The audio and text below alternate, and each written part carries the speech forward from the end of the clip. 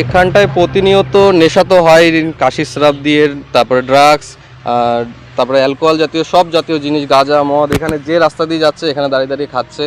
এখানে প্রতিনিয়ত নেশা হচ্ছে। ছোট ছোট বাচ্চারা, এই সামনে স্কুল আছে, প্রাইমারি স্কুলে যাওয়া আসা করে, আর সেখান থেকে পাশে বসে রাস্তার উপরে ওপেন দাঁড়িয়ে এই নেশা করে। কতদিন ধরে চলছে?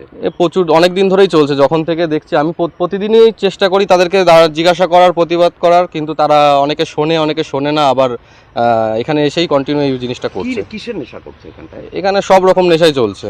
এই কাশির স্রাব, এই যে কাশির স্রাবগুলো আছে, প্রচণ্ড ক্ষতিকর কাশির স্রাব। তারপরে সঙ্গে আছে তো ড্রাগস, হিরোইন, গাঁজা মদ সবই চলছে এখানে। মানে হেরোইনও খায়? হেরোইনই খায় এই জায়গাটা। হ্যাঁ। কতদিন ধরে চলছে?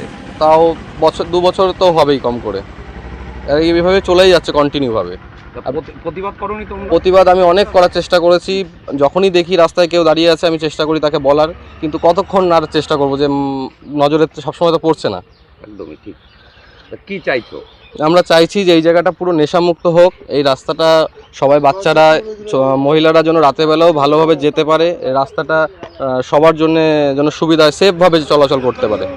বিগত 3 বছরের এখানের প্রতিনিধি গ্রাম পঞ্চায়েত, সেই হিসাবে আমার কাছে দীর্ঘদিন ধরে এখানকার যারা বসবাসকারী সবাই আমার কাছে অবজেকশন করে যে এখানে বাইরের ছেলেপেলে এসে এখানে আড্ডাবাজ করছে।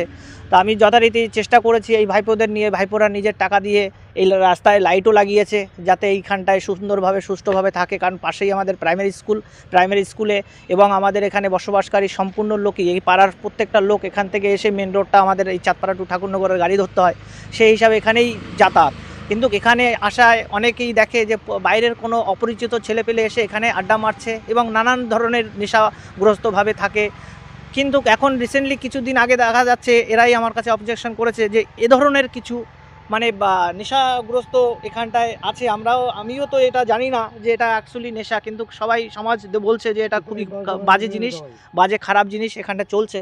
তো আশা করি প্রশাসনের কাছে আমরা রিকোয়েস্ট করব আপনাদের সংবাদ মাধ্যমের মাধ্যম থেকেই যাতে এই প্রচারটা হয়, যাতে এই জায়গাটা সুষ্ঠুভাবে আমাদের সমাজের যে পরিস্থিতি, এই পরিস্থিতি থেকে যাতে সুন্দরভাবে উদ্ধার করতে পারে, এখানে যাতে এই ধরনের কাজবাজ না হয়, এর জন্য আমাদের প্রশাসনের কাছে বিনীত অনুরোধ আমাদের গ্রামবাসীর পক্ষ থেকে, যাতে এখানে আমরা সুন্দরভাবে সুষ্ঠুভাবে বসবাস করতে পারি, যাতে এই ধরনের নেশামুক্ত হতে পারে। এই জায়গায় আসে, বসে, কি খায় তা তো জানি না আমরা।